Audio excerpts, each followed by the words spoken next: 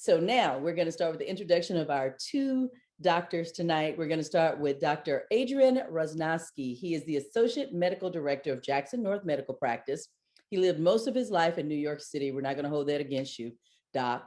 He attended Brooks High School of Science and New York University before embarking on his medical journey at St. George's University.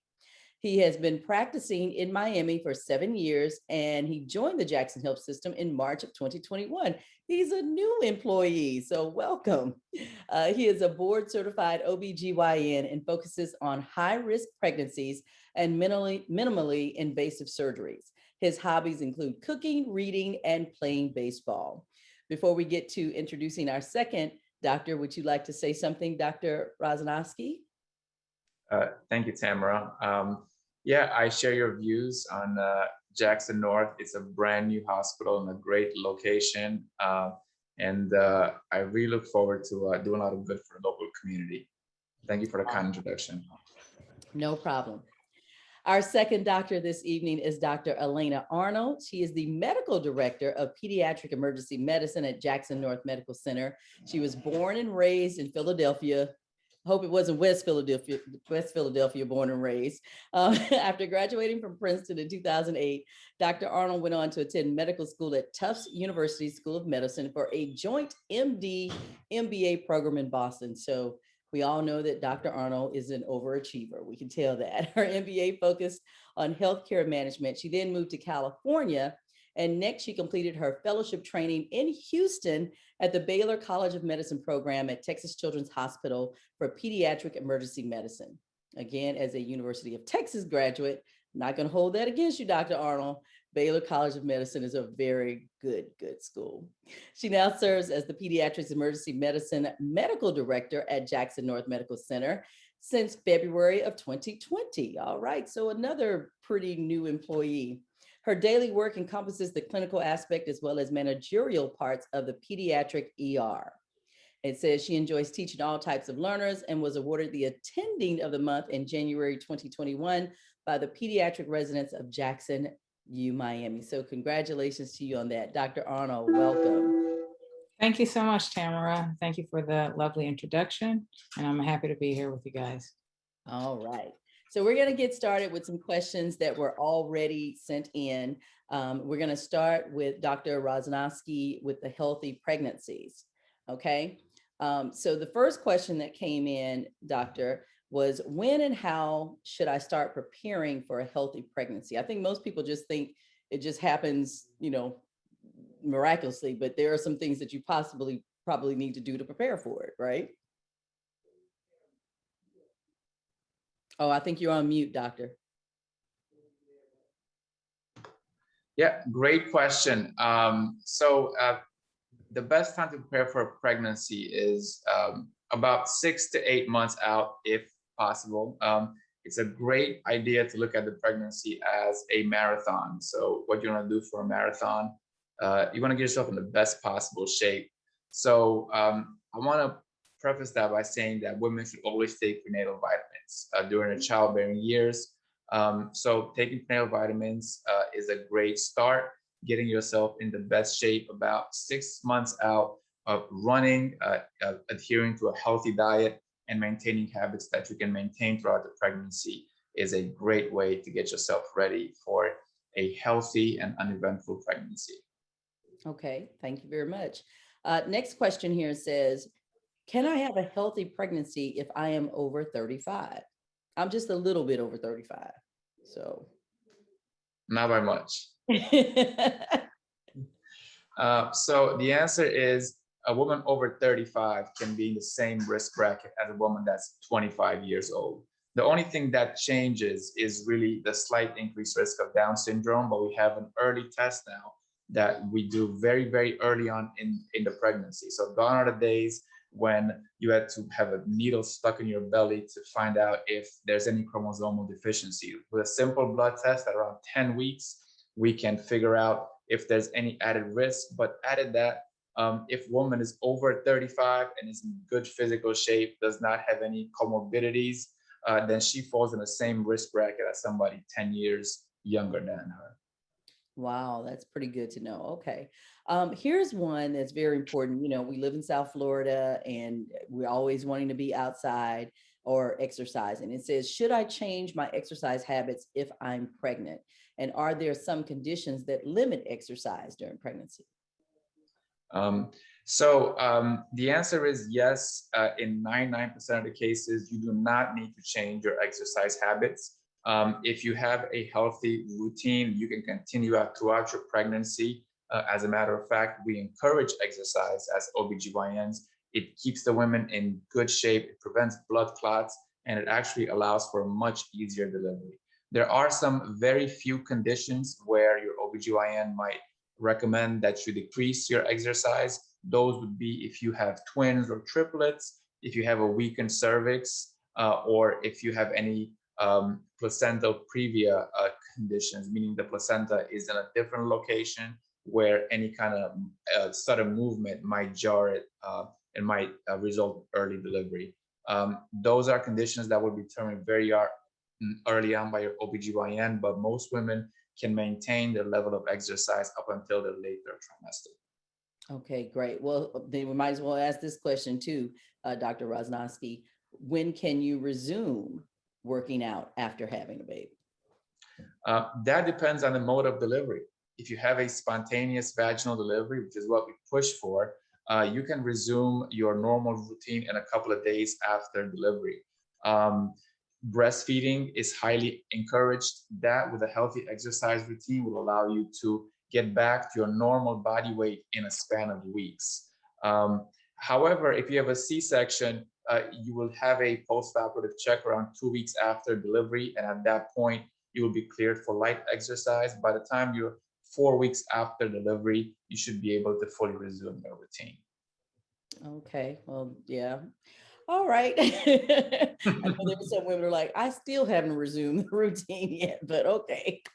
If you're just tuning in with us, we are speaking with Dr. Adrian Roznowski. He's the Associate Medical Director at Jackson North Medical Practice, and we're asking about healthy pregnancies.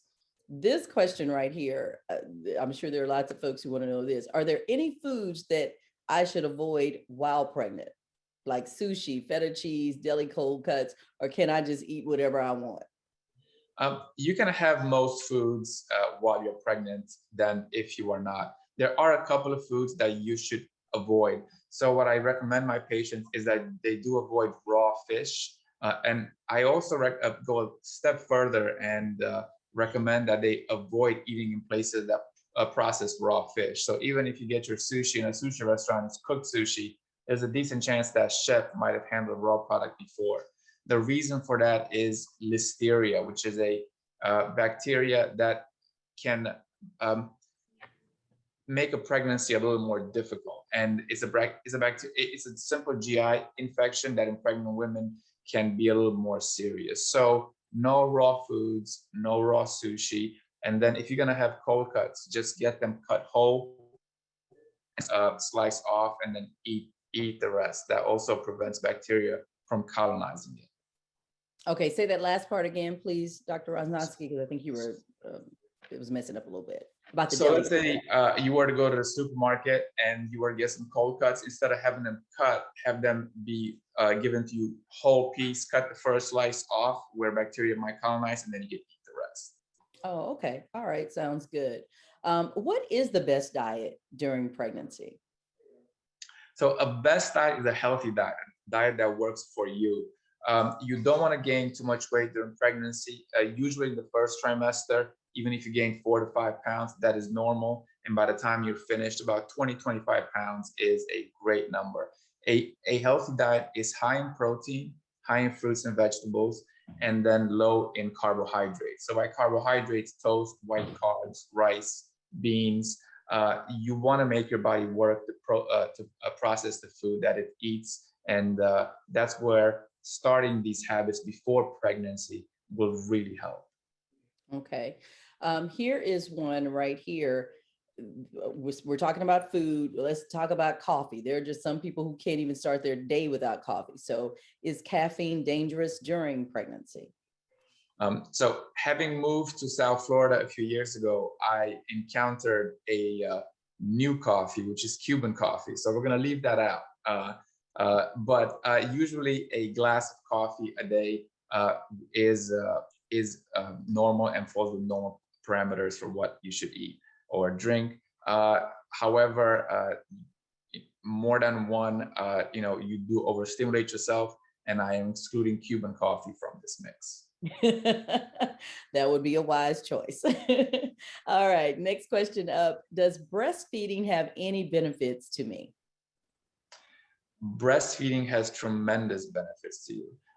First, it allows you to shed weight a lot faster. And it also passes a very important nutrients to the baby. First-time mom get discouraged quite a bit in the first 3 days after the pregnancy because not that much breast milk is coming out. However, those small amounts are called colostrum, and they are filled with nutrients, and they are extremely beneficial for the baby. A breastfeeding should be continued for 6 to 9 months after delivery. In some late studies, kids that were breastfed for 9 months actually did better in school, had less incidence of diabetes later on in life, and some were shown to have higher IQs than kids that were not breastfed. Okay. I'm not even a doctor, but I can answer this next question because my best friend has 2 children and they are only 13 months apart. It says, is it true that I can't get pregnant if I'm breastfeeding my baby? So Kelsey was 1 and Bubba was born 2 months later after she turned 1. So, and so the answer to that, I already know, but you go ahead and answer it, Doc. It's a funny question because in years past, continuous breastfeeding was one of the only types of birth control that was available. So there is some truth that continuous breastfeeding, meaning the baby does not get anything but breast milk, does decrease your fertility chances and may not give you a menstrual cycle for quite a few months after delivery. But we usually start birth control in somebody who does not desire pregnancy about 6 weeks after delivery. Yep. That's why I have a niece and nephew that are 13 and 12 now. So, all right. And how long should you breastfeed? That's always been a question because, should you be 2 years old still breastfeeding your child? That's 2? So I have a layman's answer to that, and which is not medically validated by any means. But usually, if he's old enough to ask for it, he's probably stop. I like that one, Doc. But 6 months is the minimum. 9 months is the sweet spot, and then if you want to continue it, go on by all means. Okay, great. What is considered a high-risk pregnancy? And what are some of those conditions? Is age one of them? So age is not a high-risk pregnancy just because of the age itself. Age becomes a high-risk pregnancy if the woman, is a little bit overweight or has pre-existing conditions. And by those conditions, I mean, if she has diabetes before the pregnancy, if she has hypertension, that becomes a high-risk pregnancy. So there are medical high-risk pregnancies, which are, diabetes, hypertension, and then there are certain mechanical conditions that would make a pregnancy high risk. One of those would be a placenta previa, meaning the placenta would be covering the cervix. In that case, if there were an incidence of labor, then the patient would need a cesarean delivery. Another more common high-risk pregnancy would be twins or triplets. So in those conditions, your exercise level, your diet, your day-to-day action would be coordinated with your OBGYN. And third, would be an incompetent cervix, meaning a cervix that is a shortened cervix. And in that case, you want to prolong that pregnancy as long as possible. There may be some surgical intervention with a stitch thrown around the cervix, but exercise and heavy strenuous activities or heavy lifting would be discouraged. Okay, great. Thank you so much, Dr. Roznowski. So again, if you guys want to ask him a question or put a question into the Q&A, it's right underneath the chat, I believe, but put it in the Q&A and we will get to it at the end of the program. So we're going to go now to Dr. Arnold, Dr. Alana Arnold, talking about healthy babies. She is the medical director of pediatric emergency medicine at Jackson North Medical Center. So Dr. Arnold, you're up in the hot spot now. All right, I'm ready to go. All right, let's do it. So the first question that someone put in was, how do you best prepare for a new baby? Yes, good question. So I would certainly say you want to make sure you have all of the necessary equipment. If possible, if the baby's going to have their own room, crib, bedding, obviously basics like diapers, clothing, things like that are critically important, especially in the later trimester. The baby can show up at any time, so you want to be ready and have a go bag for sure. In terms of family dynamic, I would say if you have other children, it's important to kind of speak with them about the baby's arrival, depending on the age of the siblings, having them involved with, things like name choosing, things like that to help them get engaged and prepared for their sibling to arrive is really helpful and important as well. So I would say certainly those types of basics, and then also making sure you have your pediatrician selected as well. Wow, that means that there's a lot of preparation in the having. Absolutely, absolutely. You want to be prepared and hopefully welcome the baby into a safe, happy home. All right. This is always a good question. What is a normal sleep schedule for a newborn? Do they sleep 10, 15 hours at one time and then wake up, or, how does that work? Yes, another good question. So this is variable, but the old adage that babies just sleep and eat is very, very true. They're trying to get as much nutrition as possible, and they're growing very rapidly. So most newborns, they can sleep easily 16, 17 hours a day. Most times when they're feeding, they'll latch on and then sleep thereafter. So it depends, but most times it'll be a 1 hour or 2 hour nap, and they're basically cycling through that, especially the first several weeks of life. So the vast majority of the day, the baby is sleeping, and as they get older, that transition to more awake time continues to adapt and grow as the child is growing. Okay. Now here's a question for that. That's a follow-up. So should I be sleeping when the baby is sleeping, or is that when I do laundry? I would say that it's a tough question because you want to make sure it's a safe environment.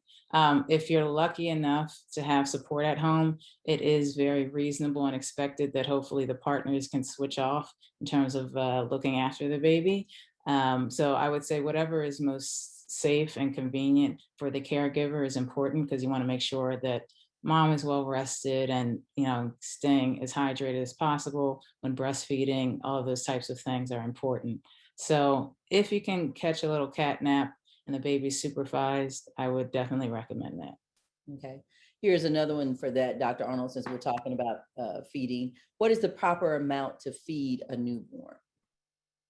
Good question. So it is variable, but typically you want to, if the baby's breastfeeding, every baby latches for different amount of time. So some babies, it'll just be a few minutes, others can take 15, 20 minutes per breast, and then alternating. As the baby is growing, you certainly kind of want to keep par. Most newborns will take an ounce or two the first few weeks. And as they're growing month after month, they kind of keep in line with their age and months. So typically, if they're 3 months old, say, they're taking 3 to 4 ounces, depending on the size of the baby, and feeding every several hours. Again, with a newborn, it's variable. Sometimes they're feeding as frequently as every 2 hours or so, or even a little less. And then as the baby is getting older, you can help or try to spread out that frequency of the feeds. Okay. Are there some common feeding issues in newborns? I mean, I guess you would think that if babies are hungry, they would just eat. And we're not just talking about breastfeeding, but if you're feeding from a bottle, if you're, feeding baby food or whatever, are there some common feeding issues? Yeah, so one that I alluded to, if you are breastfeeding, sometimes babies will have issues latching on, meaning actually attaching to the nipple and breastfeeding. Um, Typically, that can be addressed by just positioning of the baby. If it is persistent, they certainly have lactation consultants that you can seek out. Typically, your pediatrician can direct you in terms of finding someone who can help with that. If you are bottle feeding, it could be similar in that if there are issues with the flow of the milk from the nipple, for example. So sometimes you can have slow flow nipples that can help to try to have the baby pace better when taking the bottle. And you can kind of troubleshoot what could be causing the issue with feeding. Great. If you're just tuning in, we are speaking with Dr. Alana Arnold. She is the medical director of pediatric emergency medicine at Jackson North Medical Center. Here's a question, and it's, right here in South Florida. In the Hispanic culture, it says feeding a baby cereal in their formula is a rite of passage. But is it dangerous to my baby if I do this too early? I would say in the African American community, it is collard greens and cornbread mashed up together, but okay. Yes, the short answer is yes, it can be dangerous if you start putting solid foods in the baby's food too soon. Most pediatricians will say wait till at least about 4 months of age before you start putting introducing baby foods and whatnot and table food thereafter. The issue is that there are choking risks. As the baby is younger, they don't have full control of their head, and things like that can be dangerous if you're mixing food in with their feeds. So definitely, I would say wait till at least about 4 months old before you start mixing any baby foods in, and avoid foods that can be choking hazards, such as grapes or nuts, hot dogs, things like that, as the baby is getting older. Yeah. That goes for those collard greens and cornbread too. What are considered normal stools for a newborn? Is it all going to be green and yucky and wet? Good question. The short answer is it can be a rainbow. There are all types of color stools that the baby can have. I would say what would be concerning is obviously if there's any signs of frank blood or bleeding and mixed in with the stool, or if they have kind of a chalky, as we call it, a colic, kind of a chalky color, that could be concerning with potential liver pathology. But some babies, especially depending if they take certain types of formulas or are breastfed, you can have yellow, kind of even greenish, brown, tan, seedy, all types of different stools, depending on the baby. Awesome. All right. Here's one right here. Is it normal for a baby to spit up? Yes, it's a very common thing that occurs. Mhm. The simple rule of thumb that I would tell parents is that if the baby is growing well and meeting his or her milestones, the baby's getting enough nutrition and it should not be too concerning for the parents. There's a difference between reflux as compared to reflux disease, meaning the disease is inhibiting the baby from feeding properly and they're not gaining weight. So it's very common for babies to have spit ups. And a lot of times, if you are, too active with the baby, kind of jostling them around right after the feed, that can cause spit ups. But overall, if the baby is keeping down most of the feed, looks well, gaining weight, it's not a huge issue, and the parent should be reassured by that. Okay. Another one, Dr. Arnold, that someone put on here is how often do I need to bathe my baby? Good question. Okay, so right after the baby's born, they have this layer on them called the vernix, the kind of waxy layer that the baby is born with. So you want to wait at least 24 hours after birth until bathing them. At that time, you can start giving sponge baths. It does not have to be frequent, a few times a week. And typically, just very gently starting with the face, working down the body. After their umbilical stump has fallen off, then you can start giving regular baths. And by that, I mean, typically, you're in the bathtub, they have all types of different, bathing, prop things you can put the little baby in.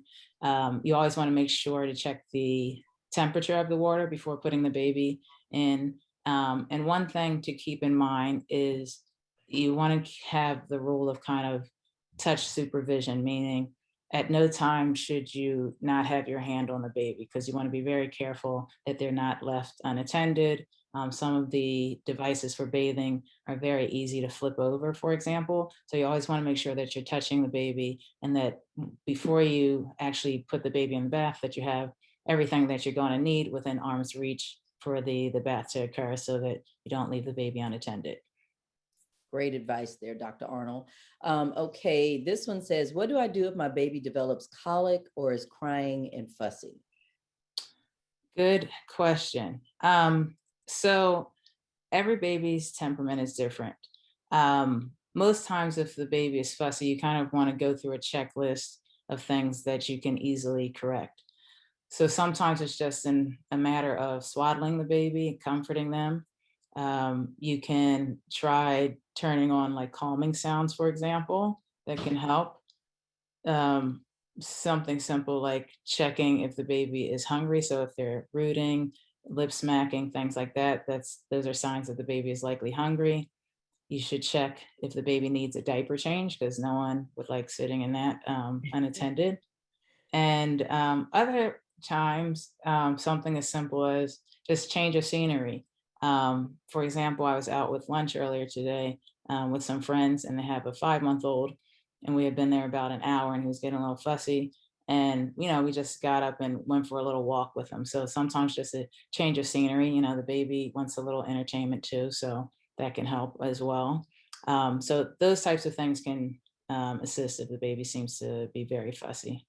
So there is hope that new parents can actually go out to lunch again sometime in the future. Yes, that's true. Okay. And here's one that's good. And then we're going to open it up to the questions that are in the Q&A. When does something merit a trip to the ER at Jackson North or to go to urgent care versus a call to a pediatrician? Because, I think every new parent thinks everything is an emergency. Right. Yes, a very good question. I would certainly say that, we're here in the ER 24/7. So if the parent is concerned about any issue, they should seek us out. Common causes would be fevers, for example, especially in a neonate that needs to be investigated. So a temperature of 100.4 or higher is a fever, and that should be assessed and seen by a medical provider. If the baby, for example, does not look well, so very decreased energy, not feeding well, extremely fussy or inconsolable for hours and hours on end, they should seek medical attention. If the baby has uncontrollable vomiting, that's either just their feeds, but kind of forceful or projectile, or if there's any blood mixed in with the vomit or stool, or if there's kind of bright green vomit, they should come in for assessment. If the baby shows signs of dehydration, so not making wet diapers as frequently, very dry lips, things like that, should seek immediate medical care. Okay, great. All right. Well, I'm going to stop talking now, asking these questions that were already sent, because so many people have put things into the Q&A. And again, if you have a question for either one of the docs, please put it in. Thank you, Dr. Arnold, for that. We're going to go straight to the Q&A. And here's a question. This person wants to remain anonymous. They say, what exercises can you not do while you're pregnant? So let's go back to Dr. Roznowski for that one.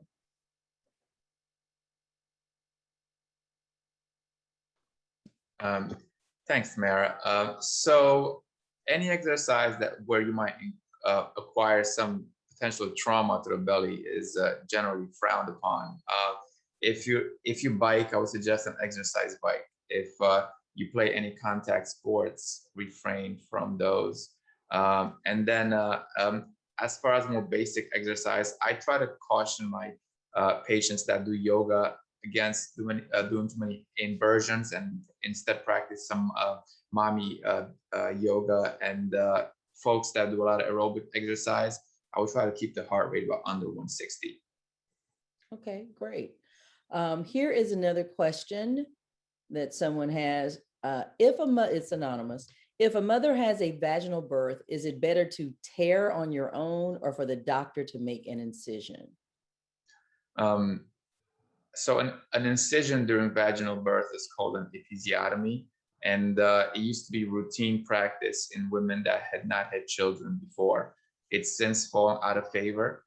We find that with a normal controlled vaginal delivery, the incidence of spontaneous tearing is much lower than we thought. And when a patient does tear, it tears in an anatomical fashion that can be easily be repaired. So episiotomies are very rarely performed anymore. It's better than you tear, and in the skillful hands of the right OBGYN, you might not tear at all. Okay, great. Thank you. All right, this one up next is for Dr. Arnold. This is also from somebody anonymous. When should you stop swaddling? And what are your views on the Snoo? Okay. Not sure what it is, but okay. So I mean, stop swaddling. I guess it means it depends on the context. So for the baby's kind of comfort and well-being, it's completely normal that they feel more secure when they are swaddled and have that contact. Um, and in terms of the Snoo, I'm vaguely familiar with it. I would say, depending on the product that you're using, as long as you feel that it's safe and can kind of keep the baby out of harm's way, it's certainly fine to use. And they have tons of products on the market, so it just depends on the caregiver's comfort level and how secure they feel with that item. I would say that no matter what item you decide to use, make sure every caregiver, so it could be parents, grandparents, whomever, they should be familiar with that device so that there aren't any issues loading and unloading the newborn. Great. All right, we're going to go to Adrian and then to Julian's question after that. Julian's. Adrian's question is, are there safety tips to consider regarding a baby's sleeping environment and position? And I think we'll let you do that one, Dr. Arnold. Yes, that's a fantastic question. You want to make sure the ideal setting is the baby having a separate sleeping area. And by that, I mean either a crib that's apart from the parents. You don't want the baby in the same bed with the parent because they're at a higher risk of trauma, asphyxiation, breathing issues, sudden death, things like that. Because the baby could get wrapped up in the blankets, a parent could roll on top of them, etc. So the ideal setting is to have them separate in a sleeping area, ideally a crib, and you want to make sure that it's fairly firm and that they don't have any big kind of fluffy, loose blankets around them. Again, for those reasons, to make sure that you're keeping their airway and breathing open so that they can't get entangled in any of those items, and always having them on their back. Okay. And that's totally different because when I was growing up and my siblings, my mom always put them on their stomach. And so you're saying now have them on their back. Things change, I guess, over all these years. Julene has a question. Can a COVID positive mother still breastfeed? Dr. Roznowski, I think that one's for you, if you would like to answer that one. I do want to say that recently pregnant women have been cleared to have the COVID vaccination. As far as breastfeeding, I wouldn't say there's enough evidence out there to warrant me giving an opinion one way or the other. Okay, great. Well, that was a question that Rita had, thoughts on the COVID vaccine during pregnancy, but you said that it has been approved. But you don't have any thoughts on that one. Here's one for you. This is from C. White. They say, do you recommend a surrogate over the age of 40, once you're over the age of 40? I certainly do not. I actually recommend that a patient try to carry their own pregnancy and get themselves in the best possible shape to carry that pregnancy. I have delivered 40-year-olds, I've delivered 50-year-olds, and my record is somebody who was 65. Oh, Wow. and There's still hope for me. Okay. that's right. With a donor egg. Oh, But she actually had an uneventful pregnancy and she carried it to term. wow, that's amazing. All right, another one. This is from Anonymous. How are benchmarkers for my baby different if my baby is a preemie? Dr. Arnold, or would you like to take that one, or Dr. Roznowski, whichever one? Yes, there are different growth charts used for premature babies to kind of track how they're developing up to the through their first 2 years of life. So they have adjusted scales and whatnot in terms of tracking the development of that baby, depending on how premature they are. Okay. Elizabeth has a question. Is there a way to avoid gestational diabetes? Dr. Roznowski.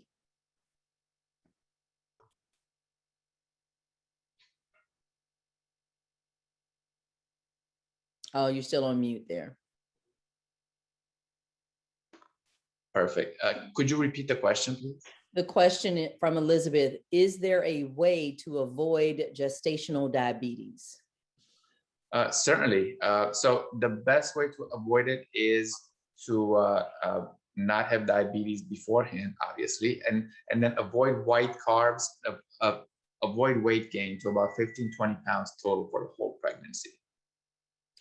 Okay, good points. Jackie has, what warning signs should you look for after pregnancy? So after pregnancy, the best thing that you can do is try to get yourself in your pre-pregnancy weight. One of the toughest things to do is to be pregnant, not lose the weight, and then become pregnant again. That creates a snowball effect that is a little bit tougher to recover from.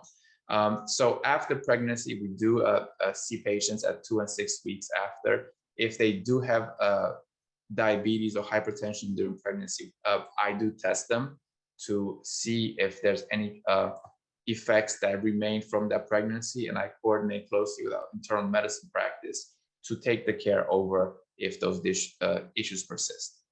Okay.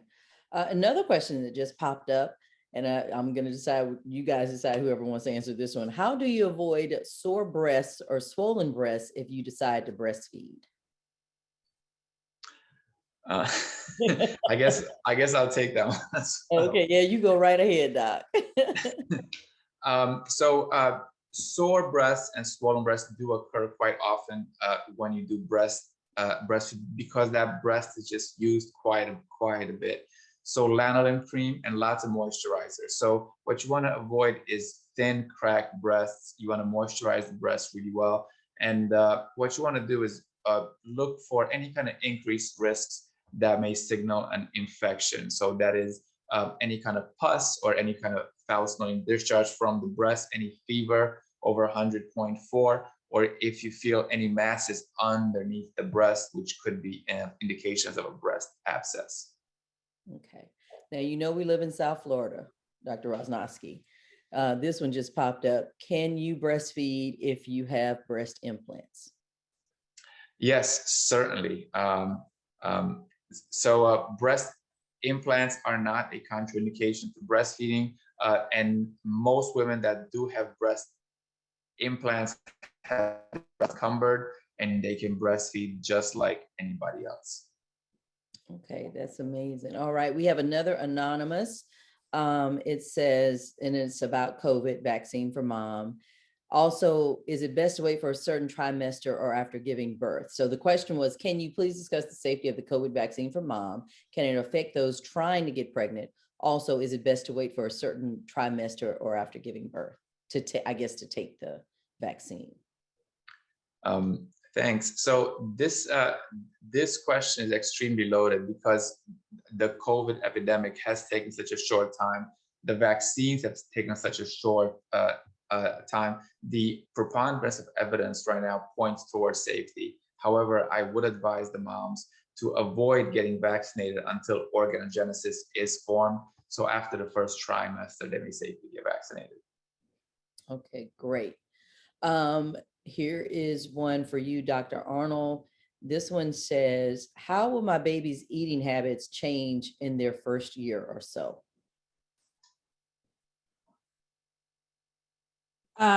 Yes. So typically, as Dr. Roznowski has said, ideally you're breastfeeding at least through 6 months. And as the baby is getting older, 4, 5, 6 months, you can start introducing some of those baby foods and later on table foods. Again, you want to make sure that the baby is ready, so able to control his or her head appropriately to receive the food, able to sit up fairly well. And usually, the marker most pediatricians will use is about the 6 month mark. Certainly not before 4 months, but essentially the time it takes for the baby to double his or her weight, control their body a bit more, trunk stability, and that's when you want to start introducing the table food slowly. Okay. All right, back to the breast, Dr. Roznowski. Someone says, can women who have had a breast reduction breastfeed? Yes, certainly. So it works both ways. So most women that have had breast reduction have had their milk ducts intact, and they can safely breastfeed. Okay. Another anonymous, and this one will go to Dr. Arnold. Is the whooping cough vaccine or tdap vaccine really necessary? Yes, the short answer, yes. Please, please, please get your kids vaccinated. In recent years, there have been breakouts and epidemics in communities that have not been vaccinating regularly. The thing with whooping cough, aka pertussis, especially, is that there's a long incubation period. So the time period where you're not showing symptoms, and then where symptoms begin. And during that time, you can be spreading it to many people. And so I highly, highly, highly recommend get all of your vaccines. And it is critically important for not only the health and safety of your baby, but for the community at large. All right, thank you very much. I am going to applaud Karen for asking this question. Can you still remain intimate during your third trimester? Everybody wants to know that on here, please. Yes, certainly. So that's actually encouraged toward the end of the pregnancy, as intercourse sometimes spurs on labor.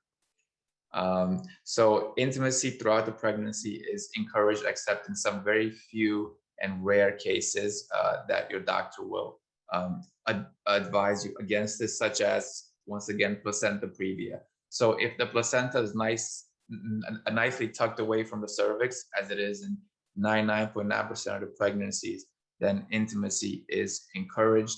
In the third trimester, I actually advise my patients to be intimate, as that can be a natural form of spurring on labor. Getting a little more technical, during the act, the uterus does contract, and a certain hormone starts labor as the act is commenced.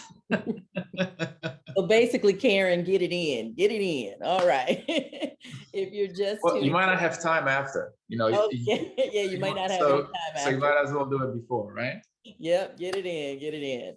All right, so if you are just tuning in, we have Dr. Alana Arnold, the Medical Director of Pediatric Emergency Medicine at Jackson North Medical Center. Also, Dr. Adrian Roznowski. He's the Associate Medical Director at Jackson North Medical Practice. We have some, people are they're steady putting them in the Q&A. So again, if you have a question for the two docs, please do that. We're going to get to you. Another anonymous says, what are the top 3 important things that you educate all pregnant women about? Dr. Roznowski. So the top 3 most important things, and these are some myths that I'd like to dispel. First is a healthy diet. So the myth of a pregnancy diet, with that you can, anything you want is in your 9 months to pretty much cheat and get as much as you can. That's been shown to be actually false. So having a healthy diet, maintaining healthy habits, maintaining healthy exercise, and not neglecting your husband are the 3 things that I would advise women during pregnancy. And the last one I would advise them to continue after, as sometimes the husband does feel like a third wheel when he should maintain his priority. Okay, great. Another anonymous attendee says, are there any additional considerations for couples who are considering getting pregnant in the near future, given the pandemic? We are both vaccinated and have 2 kids. Thank you.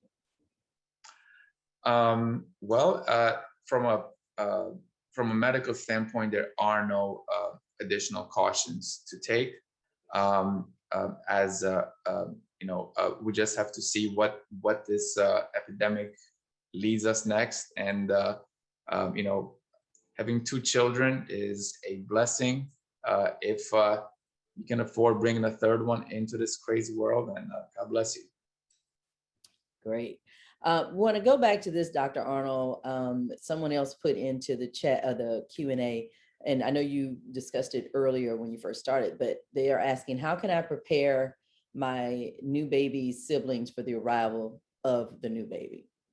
I know I cried when I found out I was another sibling, and it was a boy. So I'm just going by my personal experience, but That's a good point. Every child is different. They react differently. I would say as soon as the parents can, you want to let the siblings know that, there's going to be an addition to the family, and kind of prepare them how that might change depending on the age of their siblings, right? So you're not going to be having the same conversations with a toddler that you would, with school age kids or teens and whatnot.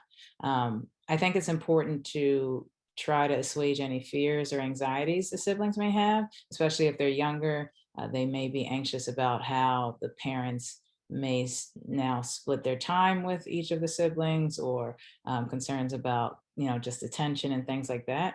So kind of speaking about how the dynamic at home will be changed and evolving as this new addition comes to the family. And then getting them to participate in things, perhaps like decorating the room or choosing outfits for the baby, helping with name choosing, things like that. So make sure that they are all involved and invested as a family, and, become excited for the new arrival.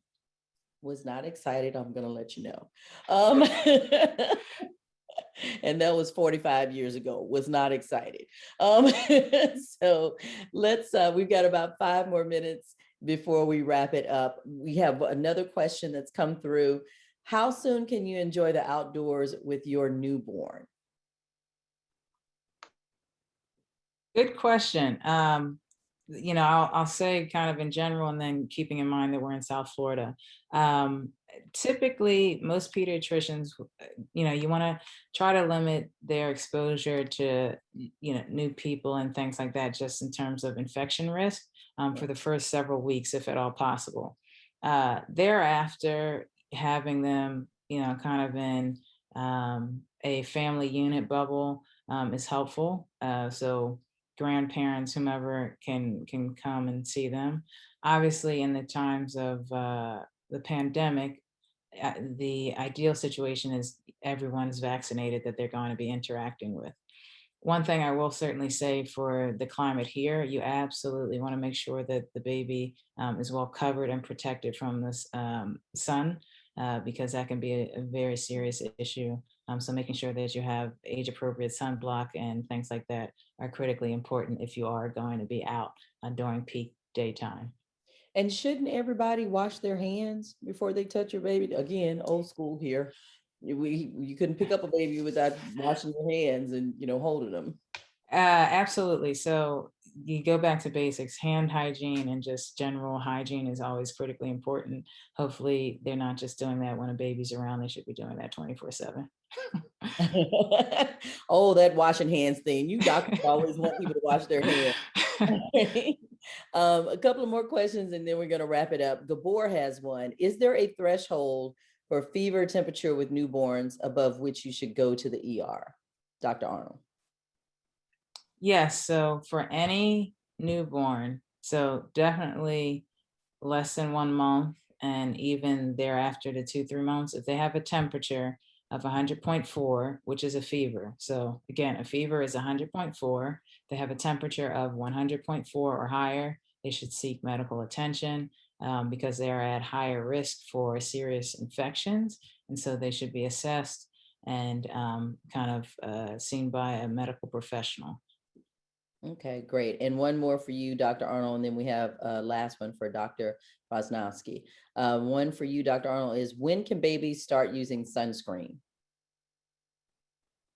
Off the cuff, as I recall, they have sunscreen at least down to 6 months of age, but I would double check with your pediatrician. But there's definitely baby screen that you can find. Okay, great. And here is a good one, Dr. Roznowski. Are most doctors willing to let moms to be have a vaginal delivery after they've had a C-section? The answer is yes. So a vaginal delivery after a cesarean delivery is extremely safe. The chance of the major complication, which is uterine rupture, is about 1 in 300. Most OBGYNs will allow their patients to have a VBAC, as we call it, which is a vaginal birth after cesarean delivery.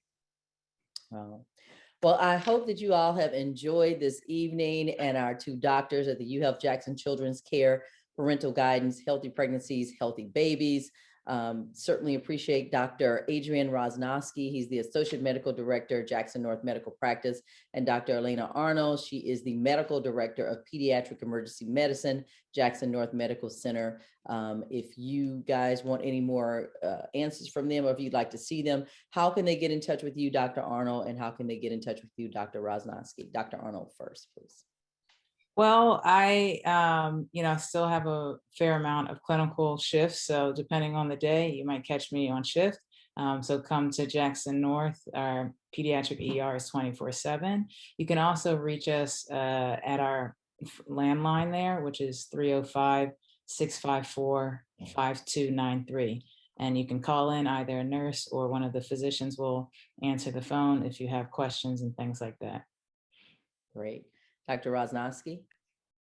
Yeah, you can find me in the office about 3 to 4 days a week, and I love to see you. So give me a call at 305-654-6850, and we'll get you in within 1 week. Perfect. Just a couple of last announcements, or actually comments. C. White, thank you for saying wonderful. Thank you. Both doctors were great. Certainly appreciate that. Thank you so much. Very informative. Carlos says thank you as well. Adrian says awesome program. Thank you. Tanya, thank you all very much. Everybody is saying great things about you guys. Tara Nicholas says, woot, woot, yes, Dr. Arnold. So that's for you. So thank you all. And don't forget to join us in 3 weeks on Thursday, June 10th, Parental Guidance. That night is going to be gender and identity. Very important in 2021. We'll have Dr. Brandon Chatani, Dr. Lawrence Friedman, and Dr. Jonathan Tolentino. Assigned gender and true gender identity don't always match up. Parenting a gender diverse child or teenager can leave parents with many questions and concerns. So tune in as our panel of physicians discuss the spectrum of gender identity and provide guidance on how to help your child and your family navigate their own identity. Definitely one for the ages, I'm sure, on June 10th. That's 3 weeks from now, Thursday, June 10th. Mark it on your calendars. And recordings of all parental guidance webinars, as well as downloadable tips and resources, can also be found at jacksonevents.org. Again, jacksonevents.org.